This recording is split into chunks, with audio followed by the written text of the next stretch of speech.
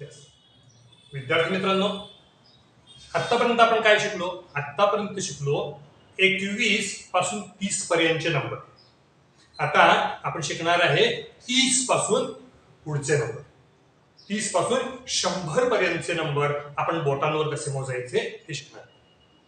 आता यामध्ये डावा हात, उजवा हात, डाव्या हाताची 3 बोट म्हणजे 30 झालेत आपले. आता या 30 मध्ये तुम्हाला पुन्हा एक ऍड करायचं आहे. 30 अधिक 1 31. उजव्या हाताचं एक बोट, डाव्या हाताची 3 बोट, हे झाले तुमचे 31. 32 2 बोट ऍड केली, 33 34 आणि 35. 35 मध्ये बघा उजव्या हाताचा अंगठा म्हणजे 5 आहेत आणि डाव्या हाताची ही 3 बोट म्हणजे 30 आहेत. 30 अधिक 5 35. 36 एक बोट पुन्हा वाढवलं, 37 38 39 आणि 40 साठी काय करणार आहे आपण?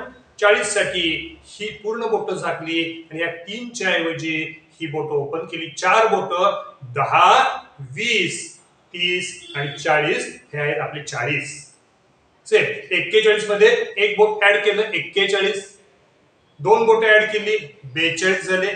42 मध्ये एक मिळवले, 43 43 44 44.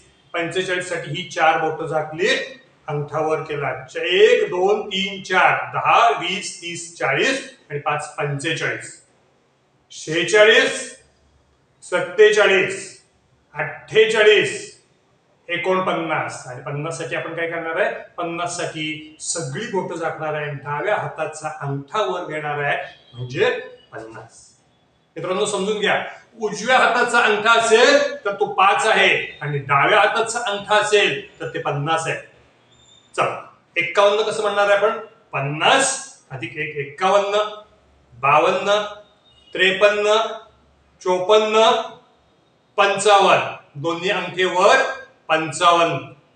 56 57 58 59 आणि 60 साठी आपण पुन्हा ही सगळी बोट झाकली, एक बोट ओपन केलं, हे 10 आहेत. 50 अधिक 10 60. 61 62 63 64 65 66 67 68 69 आणि हे झाले तुमचे 70. 50 60 70.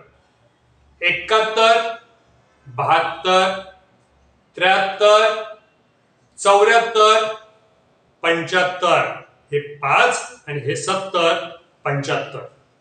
76 77 78 79 79 आणि 80 साठी आपण काय करतोय? 80 साठी फक्त 50 60 70 आणि 80 ही 3 बोट ओपन केलीत, अंगठा ओपन केला डाव्या हाताचा. 80 81 82 83 84 85 86 87 88 89 आणि यस 90 मध्ये काय झाले? एक बोट पुन्हा ऍड केलं, 10 20 30 40 आणि हे 50 90. 91 92 93 94 आणि हे 95 96 97 98. पूर्ण दोन्ही ह्या हाताची पूर्ण बोट ओपन म्हणजे 99 पर्यंतची बोट, बोटांच्या माध्यमातून 99 पर्यंतचे अंक आपण शिकलेले आहोत. 100 ते पुढचे नंबर हे कसे बघायचे?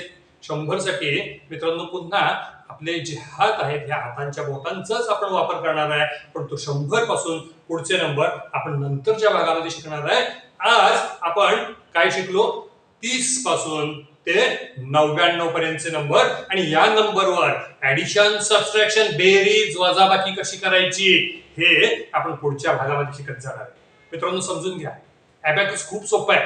एकदा तुम्हाला त्याची कन्सेप्ट क्लिअर झाली तर तुम्ही कितीही मोठी अंक असतील तर त्याची गणित पटकन पटकन आणि पटकन ताबडतोब सोडवू शकता. याच्यासाठी प्रॅक्टिस करत राहा. बोट पट उघडता आली पाहिजेत, मिटता आली पाहिजेत. प्रॅक्टिस आपण पुढच्या लेक्चर पासून करणार आहे. पण इथं आज आपण थांबूया. पण लेक्चर बघत राहा, प्रॅक्टिस करत राहा. थँक्यू.